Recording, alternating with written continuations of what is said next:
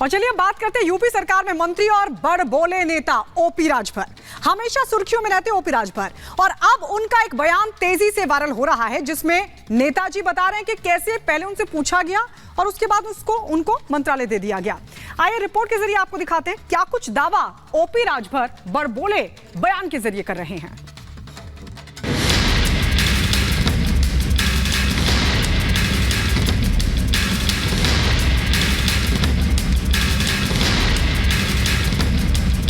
कभी खुद की तुलना शोले फिल्म के गब्बर से करते हैं तो कभी खुद को सबसे बड़ा गुंडा बताते हैं। टीवी पर बोलता हूँ कि हमसे बड़ा गुंडा की धरती पर हो। तो कभी अपने गमछे का रौब दिखाने की बात करते हैं। अजीबोगरीब, विवादित और अपने अक्खड़पन को लेकर हमेशा सुर्खियों में रहने वाले ये नेताजी हैं ओम प्रकाश राजभर। सुहेल देव स्वाभिमान पार्टी के राष्ट्रीय अध्यक्ष हैं, यूपी सरकार में कैबिनेट मंत्री हैं, लेकिन ये अपने काम से ज्यादा अपने बयानों को लेकर सुर्खियां बटोरते हैं। जहां जाते हैं अपने बड़बोलेपन से सियासत के ऐसे तार छेड़ बैठते हैं जो विवाद का रूप ले लेता है।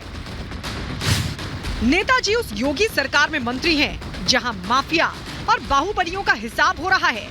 सख्त लॉ एंड ऑर्डर की वजह से माफियाओं की पैंट गीली हो जाती है, लेकिन उसी सरकार में शामिल ओपी राजभर खुद को सबसे बड़ा गुंडा बता रहे हैं। सुनिए कैसे सीना ठोक कर कह रहे हैं यूपी के बाहुबली उनके पीछे पीछे घूमते हैं। यही ओम प्रकाश राजभर को देखो, बड़े बड़े गुंडा पीछे पीछे घूमते। बोलो, टीवी पर बोलता हूँ, यहाँ नहीं कहूंगा मैं, टीवी पर बोलता हूँ कि हमसे बड़ा गुंडा की धरती पर हो। जेकरे पीछे पीछे ब्रिजेश सिंह घूमत हो, मुख्तार अंसारी, अभय सिंह घूमत हो, राजा भैया, उससे बड़ा गुंडा की धरती पर। पीला झंडा बुलंद किए राजभर कार्यकर्ताओं को अपने विभाग गिना रहे हैं। बता रहे हैं कि भाई उनके पास दो ऐसे विभाग हैं जो सबसे तगड़े हैं।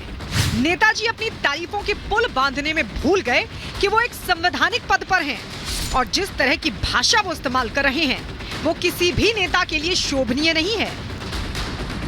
तो आप जान लो कि ओम प्रकाश राजभर पंचायती राज मंत्री है। अकलमंद इशारा काफी है और नहीं कहूंगा। और दूसरा विभाग अल्पसंख्यक कल्याण, वक्फ बोर्ड और हज विभाग है ना, वो बहुत तगड़ा है। 20% आबादी है, वो में खुशी है। अपने से कार्यालय जाके कह रहे हैं कि नेताजी छोड़ी पर हम लोग वोट देंगे। कुछ दिनों पहले की ही बात है जब माननीय को सरकार में मंत्री बने जुमा ही हुआ था कि पहुंच गए आम पब्लिक को अपने मंत्री पद की ताकत दिखाने। भरे मंच से कहने लगे पीला गमछा डालकर थाने जाओगे तो कोई टेंशन वाली बात नहीं होगी।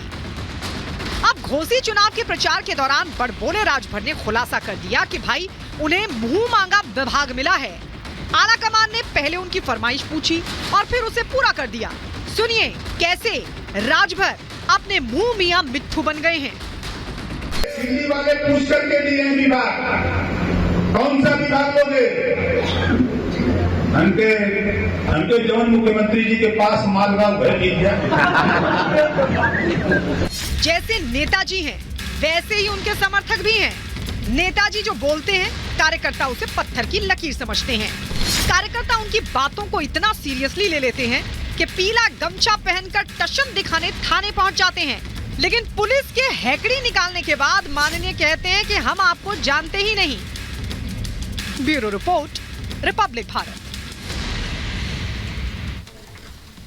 और अब बात करेंगे राहुल गांधी की, जो 2019 की तरह एक बार फिर से दो नावों पर सवार हो गए हैं, जिसके बाद कहीं ना कहीं सियासी गलियारों में तूफान आ गया है और उन पर ये आरोप लगाए जा रहे हैं कि अमेठी की तरह वायनाड की जनता के साथ भी छल करेंगे। लेकिन इस बार उन पर ये आरोप विरोधी पार्टी के साथ साथ उनके सहयोगी दल और सीपीआई नेता एनी राजा ने भी लगाए हैं। क्या कहा है उन्होंने, इस रिपोर्ट में देखिए।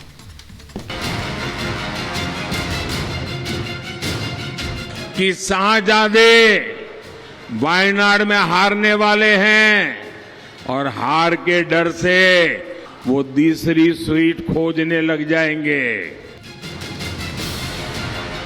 एक तरफ वायनाड की वोटर्स के लिए बहुत बड़ा एक उनके साथ नाइंसाफी है। पहले अमेठी, अब वायनाड को धोखा।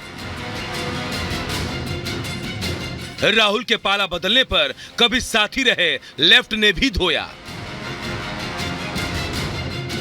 राहुल गांधी के रायबरेली जाने पर उठे सवाल। सीपीआई प्रत्याशी ने लगाए वायनाड की जनता के साथ नाइंसाफी करने का आरोप। साल 2019 में जब राहुल ने अमेठी के साथ साथ वायनाड से चुनाव लड़ने का ऐलान किया था तो उस वक्त भी कोहराम मचा था। राहुल पर डर कर भागने का आरोप लगा। विपक्षी दलों ने जमकर कांग्रेस के शहजादे को घेरा था। ठीक वैसा ही हाल 5 साल बाद फिर देखने को मिला।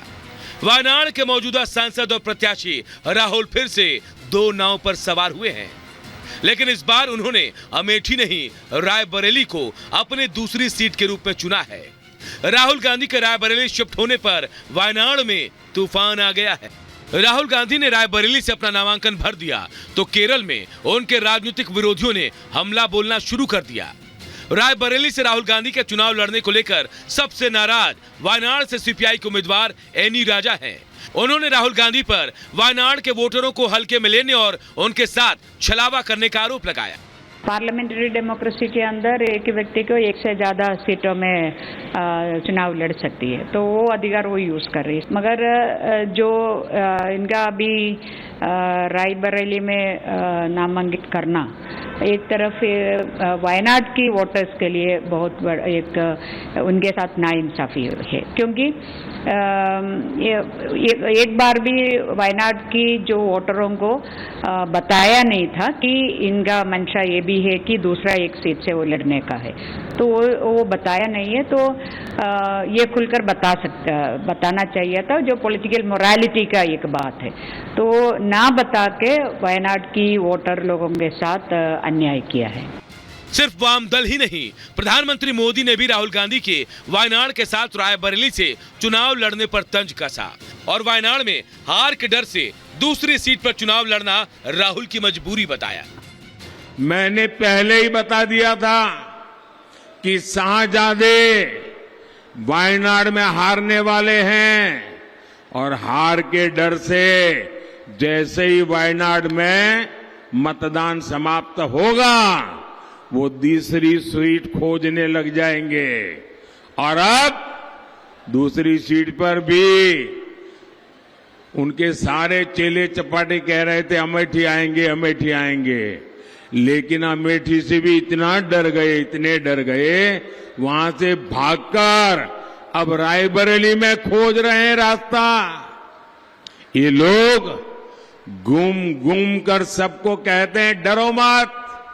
मैं भी आज उन्हें कहता हूं और बड़े जी भर के कहता हूं, अरे डरो मत, भागो मत। वहीं दूसरी तरफ शतरंज के माहिर खिलाड़ी राहुल गांधी के अमेठी के बजाय रायबरेली से चुनाव लड़ने को कांग्रेस के नेता जयराम रमेश एक बड़ी सियासी चाल के तौर पर पेश कर रहे हैं। दावा किया जा रहा है कि राहुल गांधी के इस चाल से विरोधी चारों खाने चित्त हो जाएंगे, लेकिन रियल लाइफ में शतरंज के चैंपियन रहे रूसी ग्रैंड मास्टर गैरी कास्परोव ने बिना नाम लिए राहुल गांधी को नसीहत दी है।